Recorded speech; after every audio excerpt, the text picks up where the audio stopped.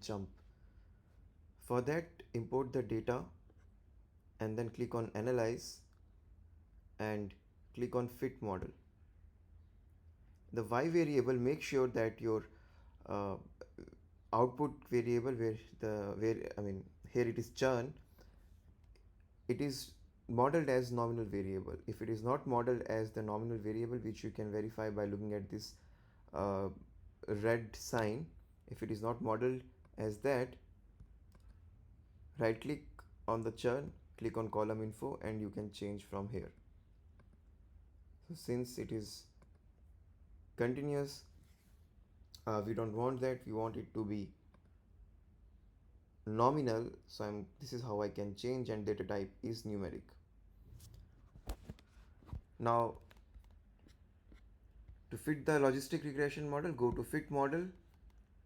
Under this red triangle, make sure center polynomials is unchecked. If it is checked, then make sure to uncheck it. Now churn is a Y variable and all the other variables are the X variables, and you can include the interaction terms as I told you in the simple linear regression video. It has automatically detected that this is a nominal logistic regression, which is another name for binary logistic regression, and the target level, basically in which phenomena are you interested. Are you interested in customer leaving or not leaving? Since I'm interested in customer leaving, I'm going to keep it as 1 and then click on Run. Some of the variables are insignificant, so we can start removing them one by one from the bottom. Remove, and this is the final model. Now if you remember from the class discussion, this looks like a regression equation, but this is not for the this is for some other transformation, but not for the probability basically. So for that we look at the odds ratio, and here we look at the unit odds ratio. Now unit odds ratio tell you that if this variable changes by 1, then what are the odds in the favor of happening the event, that is the customer will churn. So basically if CHI score in month 0 increases, then the odds that the customer will churn or leave are basically decreasing, because odds ratio is less than 1. So if the odds ratio is greater than 1, that means the odds in favor of happening the events are increasing. If the odds ratio is less than 1, that means the odds of happening the events are decreasing. Now for example, support cases, if more support cases the user generates, the odds of leaving the service or odds for customer churn increases, which is kind of logical. Maybe they are increasing more support cases uh, as they are not happy with the service, that may be, but we have to look at the data more to understand this thing. So this is how you fit a logistic regression model, and we can generate quite a few more things. For example, I can click on this red triangle and click on this save probability formula. So as you see that some things are appended at the end.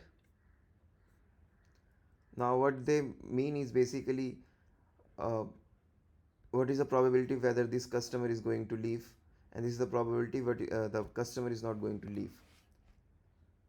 And if this probability is greater than 0.5, most of the time, that will be termed as yes. If this probability is less than 0.5, that will be mentioned as 0. So these are the predicted values. Now you can import this data into Excel and do more analysis. You can find out what happens when the probability changes and all. I have provided one template on the uh, portal itself. Some other things that we can do is click on this red triangle and click on confusion matrix. It will give you the confusion matrix, but the cutoff which it takes here is 0.5. You can find out what are the true positive, false positive, true negative and false negative cases. Again, you can click on this red triangle. You can find out the model performance using ROC curve. Now ROC curve tells you that what should be the best cutoff that you can take, where you have least number of false positive and high number of true positives. And it will also give you the different values of specificity and the sensitivity on the uh, with respect to different probability scenarios. So from here you can make a decision that which probability cutoff value you would like to have.